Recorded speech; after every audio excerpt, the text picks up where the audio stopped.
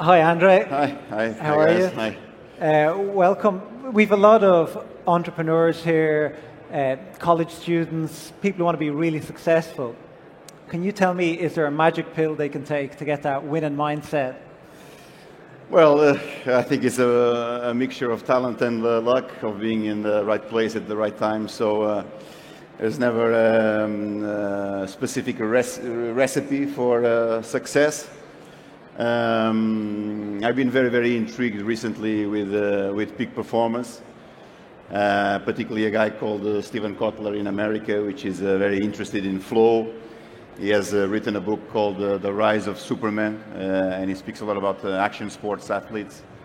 So basically, people who face the moment of death when they are exercising. So I'm very intrigued with peak performance, and I've been chasing, how can we be peak performance? When can we be recognized at the peak of our performance? And what prevents us from being a peak performer? So this is all questions, sometimes when we have this time off from clubs, we dwell into this kind of philosophies, and I've been very intrigued with peak performance. And what I find is that, and I think it's transversal to businesses, is that you need to be a highly motivated individual. You need to be very specific on the objectives. And normally peak performance set up their objectives very high. I recognize then, I studied my career, I look back at my career sometimes, I recognize myself as a peak performer when I was in Porto, which was the club and the city where I was born. So I was born a Porto fan. And I recognize myself then as a peak performer on my career because, I knew the club, I knew the methods, I knew the communication. I knew how the fans reacted. I was a coach of the youth levels. I was a ultra supporter in the stands. So I recognized my peak performance there, and it's very important to find that motivation, to find those objectives, to set them high, but then of course to continue to be at the top. I have done a 12 years career. I've won 7 trophies. I ask myself, what could I have done? Why not 20 in 12 years, or not 12 in 12? So sometimes you have to go through this process. These processes are very important. Driven individuals, and I think of us. Netflix is on demand right now, and there is a few good stories there recently in this recent one that they released called Untold, which is the story about Marty Fish and the story about Kathleen Jenner.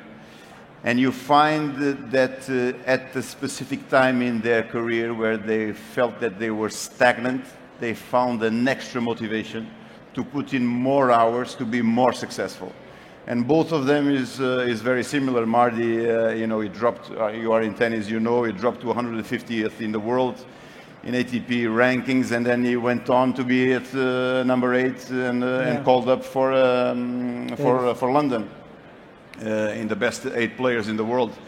And Kathleen, she was the same basically, that dip in performance, and then setting up the objective to beat Ivanov and to be Olympic champion in the decathlon. So this is, I think, is probably the best message that you can find is that to be a very driven and highly motivated individual.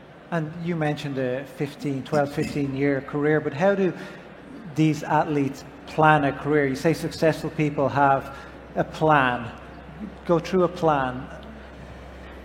Well, what is the conundrum here in the case of football?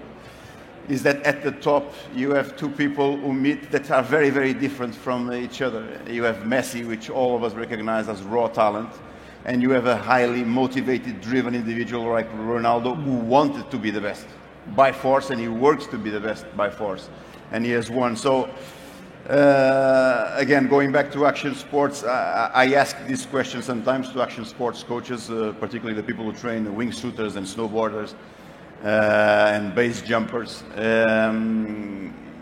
and they have gone through the same process. They have people who go to the base jump and jump, and they live off their raw talent and improvise all the time. And then you have the methodic ones that study, that prepare, that know the path where they are going, and they know what they want to achieve.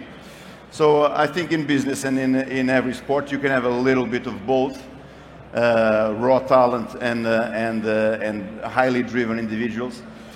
We have that in football. So I think most of them, what they are similar is that they can handle pressure better than anybody else. They've been there, they won.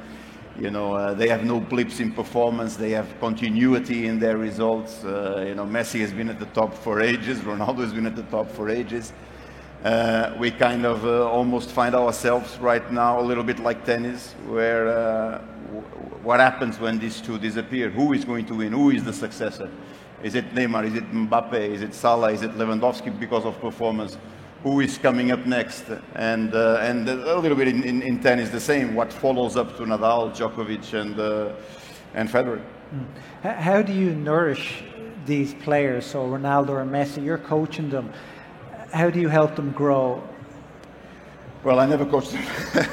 Similar. I didn't have that privilege.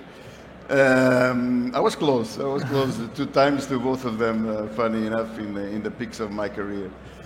But listen, I think right now, Generation X, Generation Z demands different types of leaders.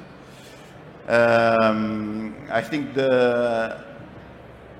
maybe the average daily worker, maybe the average sportsman is less driven and less focused, because what surrounds us right now in the world is noise and is disruption and is social media. So the span of attention, I think that you had before, you have a lot of things that to distract you from being performant. This is why I was telling you that for us to be able to be that successful, the few ones that have these characteristics can reach very, very high. So it's up to us, organizations of clubs, football clubs, to set up situations where players can develop. This is another thing that intrigues me, and I spoke about this 3 years ago in the Web Summit. And I think this is a step that football has to take. Football has to reduce their calendar, the amount of games that football players play, so that players can actually have time to self-develop. Because most of us, players reach 20 years old when they reach pro, and they actually don't have time to self-develop or study their opponents. I found situations in my career where I had sit-down players in front of me, and they told me, "Boss, who are we playing in the weekend?" So they don't know, because there is disruption, because they are they are not focused enough. They don't spend time enough in self-development. It's very, very important for football clubs to adapt to the new generation coming. And put them back on track to being performant. Professional footballers, they train 1.5 hours per day normally, and they spend 4 hours in a football club normally. You come from tennis, and you know that elite tennis players put in 6, 7, or 8 hours per day in the training. So this is a shift that has to be done not by us coaches, because unfortunately for us, we are in a short-term business where results are demanded by owners, but groups are tribal, and when you inflict too many changes, and I had this experience before, you are put out by these tribal behaviors from groups. So this is things that have to be done by organizations, by clubs.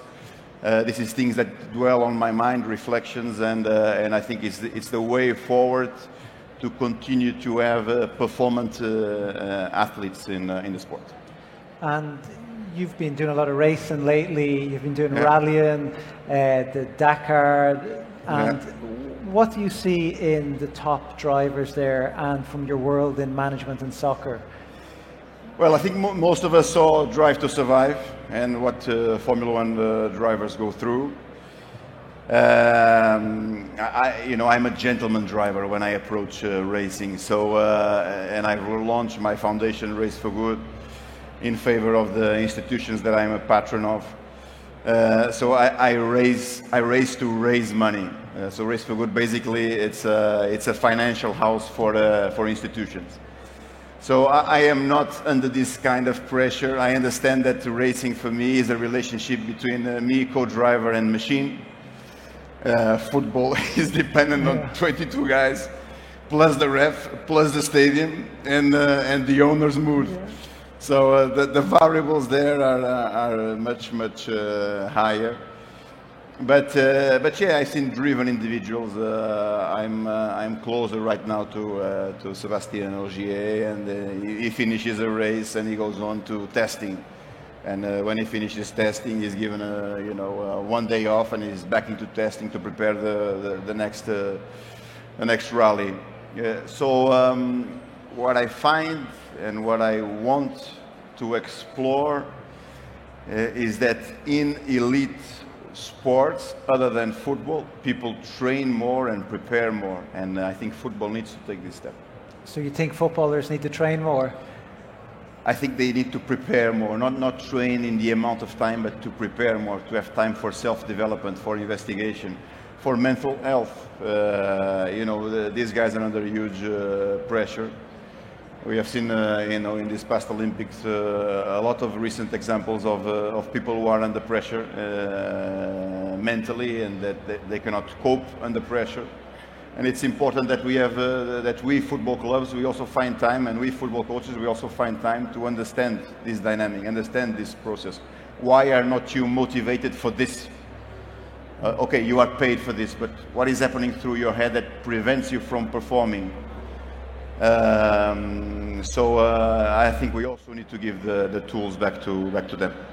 And you mentioned earlier about the World Cup, playing for your country. Yeah.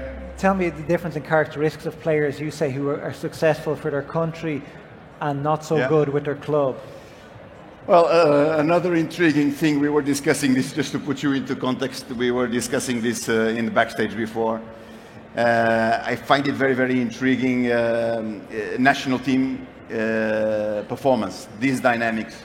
So I think players, when they go for the national teams, they play for the pride of their country. And I'm really fascinated in conversations I had with national team coaches. I find that players have this disposition to be in their national team that is much higher than when they are in club football. Okay, it's up to us football coaches to put them at club level, at this level of disposition, of this level of performance like we are speaking about. But I think, when there is no contract renewals involved, no agents involved, no owners involved, and there is the love for your country, I think this is a special relationship where the player finds himself back when he was in grassroots football. So it's another thing that is intriguing me. I would like, to finish my career doing a World Cup. 2022 is just around the corner. I am not sure if I'm going to have this possibility or not, maybe in the future. But it's something that is in the back of my head to probably, to experiment this kind of environment. If there's any managers out there, give them a call. But from the business people here, what learnings can you give them? What's the one thing you can say to them to bring into work tomorrow that can help make them a better leader? Well, for leadership, I think, is transversal between business and sports. Because in the end, we have to motivate people. We have to be able to, put people in their toes to perform. So I think there are lessons that are transversal. I was telling before this morning in a radio show, I have changed my leadership. I thought my leadership would have been the same throughout my career. I have adapted my leadership because the person in front of me is demanding another type of leader. Sometimes they demand a leader that is more aggressive, more punishing. Yeah. Sometimes they demand a leader that is more, conscious of their well-being, of their problems. That is more touching, more one-to-one approach. So I think it's very important to listen all the time. to invite them. In the beginning, I was not that kind of leader. I was closed. You know, I was always very introvert, and to be in contact and in communication, you know, it was something that I was, you know, very wary about. I was that type of kid in school, very close, very isolated. And it's funny enough that the process of football coaching has developed me into this person right now, into, you know, being able to speak in front of players, in front of an audience, etc. So it's really important to get to know who is in front of you and to test different leadership. What the other one wants to hear in order for him to be performant, I think is very important. But listen, I think it's a question that you have to do to the best in the world, how they motivate, how they are able to get the most out of their players. This has been the process for me to, you know, to also to listen to other leaders. How do they work? How do they go about their business? And in business leaders, I found also different models. A model that I find very interesting is Ray Dalio.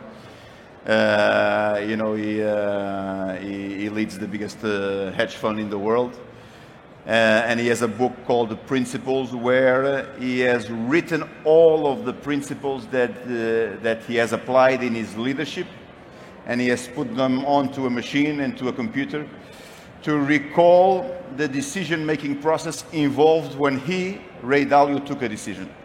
So the book is very interesting. It is that big.